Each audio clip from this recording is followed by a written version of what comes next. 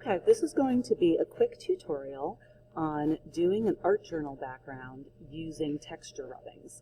So this is like when you were a little kid and you did leaf rubbings. So I need to put the textured object, it needs to be something pretty flat but with some texture to it, underneath the page that I'm going to do the rubbing on. So if one side is more textured than the other, I would put that face up like with this leaf. And it doesn't have to just be leaves. So you can also use anything that may be flat with a little bit of a texture. So I'm going to put this in here. If you even put tape, you would see the tape. Pieces of paper, so I'm just going to use a Post-it note, but you could cut shapes out of a piece of paper, and those shapes would show up.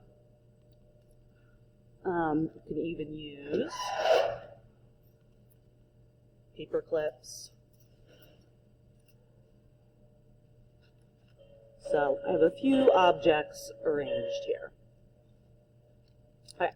Then I'm going to put them under my piece of paper. I've got a crayon. This works best with a crayon. A graphite stick can work really well. The side of a colored pencil will also work, but that's a little bit trickier, but it does work well. Oil pastels really don't work as well because they're too soft. So you're going to peel your crayon. That's a really important part. And then I'm just going to rub with the side of the crayon. So that's why peeling it is such an important part. These ones that are linked together, these paper clips, don't work quite as well, so it is important for your object to be pretty flat. Your pressure has to be pretty even, pretty firm. If you're not getting a result, either your object maybe isn't flat enough, or the material you're using isn't the right material, or maybe you're trying to use the point of your pencil rather than the side. Now this works really well for your sketchbook when there are things that you can put right between the pages of your sketchbook. So I've got this piece of film strip, my Post-it note or other piece of paper in whatever shape you want to cut it in. I happen to have some other cool texture things I found.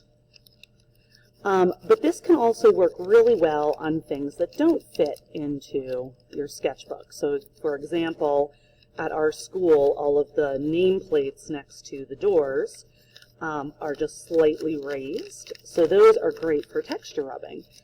So what you can do if you want to do a texture rubbing of something that you can't put underneath a page of your sketchbook, you can take a free piece of paper. So I could take, say, my Post-it note, and I would just take that over to the door, and I would do my texture rubbing up right on the wall, and then I could paste that in wherever I wanted that.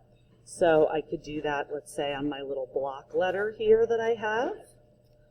It's a little bit awkward, but because it's so small, but I think it's going to work. It's hard to get the very outside of it, but otherwise it works. All right, and then I can just add that into my composition. To really get that to stick, I'll need my glue stick. So you need to do the whole side all the way up to the edges and the area you want to glue it into to get a good firm hold. A little bit of overlapping there. All right, and I could fill in the rest of my composition as I choose. And I'm going to add one more little step to this, which will make it even cooler. Whoops, I ripped this a little bit on my texture. So be careful of that. That's easy to do. No big deal, though. I can patch that up with, say, another Post-it note behind there that I could just glue down. No biggie. So if I just glue that in, no problem. In fact, could even look kind of cool if I want to purposely cut a shape out of that. But I'm going to finish this up with doing a little bit of watercolor wash. So I could have my color already mixed in here, whatever color I want that to be. I've got a nice green, a nice purple. I could go with a warm color if I want a little more contrast. So always mix your colors. Do that first. And then using a large brush, I'm just applying water all over for my watercolor wash. And I would put that color right on there. If you want it to be a little bit more vibrant, if you wet your colors first, they'll become a little bit more vibrant. So you can use a spray bottle so that you don't accidentally mix them if you don't want to.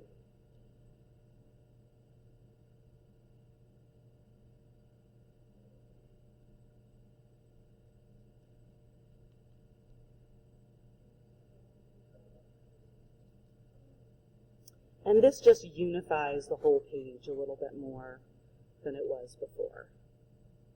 So I'm not going too crazy with my color. I'm just doing sort of this cool color scheme to kind of keep it unified.